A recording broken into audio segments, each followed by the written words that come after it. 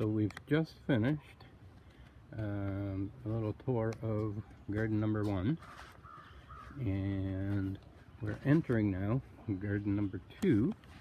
So let's have a look and see what we can do. In here we have peas starting. Yes, we're growing lots of peas, and actually plan to plant more.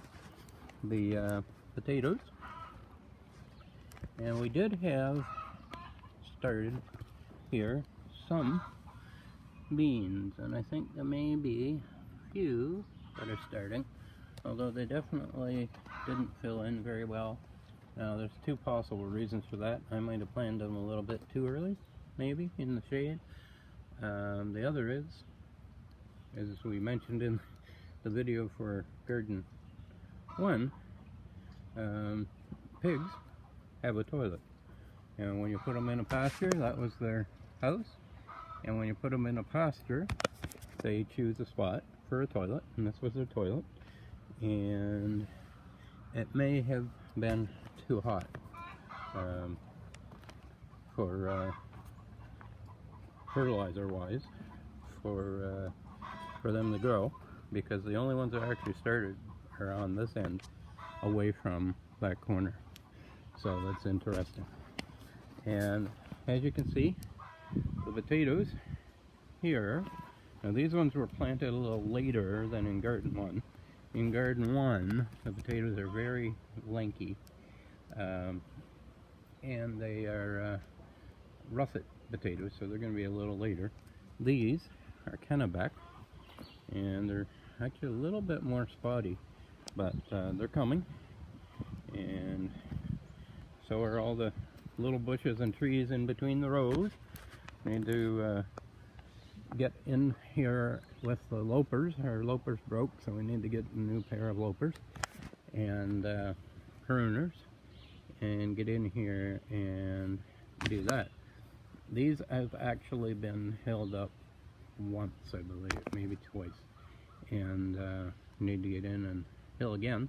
But you can already see the garden number 1 gets very little sunshine, and garden number 2 already gets or is getting more sunshine.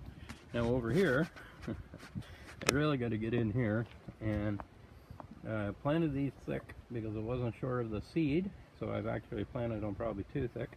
But all up along the side here are peas, and we want the peas to climb the cages, which we use for fencing. And they have already started putting out the runners, and I think it was yesterday or day before I started training some of them to climb the cage, and they seem to be cooperating. And if you look right here, you will see that in front of the peas we have carrots. And it's good to see the carrots are coming. Those two are going to need to be thinned out some. Down on this end you don't see any, or very few, and that's because down that way are actually parsnips. So we'll see how that all turns out a little later on in the year. But here we are in garden 2, running into a tree. Yeah, and another tree. So somebody asked, why didn't you take all the trees out first? Well, as you can see, this is just beyond the garden, some of it in the garden, but this was literally woodland, and we put our Nigerian Dwarf bucks in the pasture, each pasture around 1,000 to 1,500 square feet, and we let them eat, and typically they eat anything from the knee up. And then we put our Berkshire pigs, 2 pigs, in, and let them go to work, and they tilled up the ground. And so everything in here is wanting to regenerate all the new trees, new new growth. And so there's a lot of stuff that we simply took out.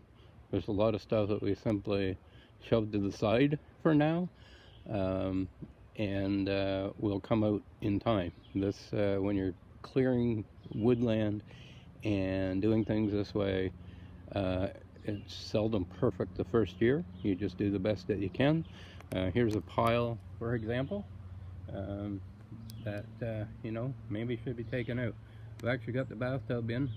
It'll catch water and we can use that to water the gardens.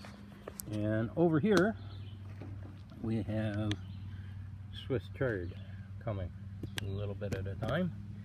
And once they get a little bigger, maybe we'll try to transplant some and fill in a little more, thin them out, transplant the seedlings, and go from there. Now I can tell you, I don't know if you actually get the angles in the video, but when you're planting on a hillside that's running in 2 directions or 3 directions at once, it's tricky. It's tricky just walking here. And up here we had beets coming quite well, and then her dog, Holly, decided that she was going to come in the garden with me one day and went rolling. So we lost some of our beets, but I'm glad to see that we didn't actually lose them. It just kind of scattered them and slowed them down. So we'll have some beets hopefully later on. We'll be planting more of those later as well. One of the things that actually grow well in a shade garden, or shady garden, the more sunlight you can get to vegetables, the better. Now up here on the hillside, we have spinach, which is actually, some of it is coming quite nice. The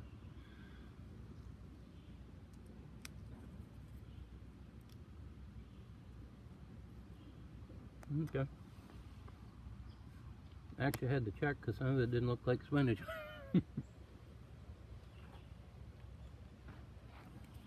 Like that one right there, I think is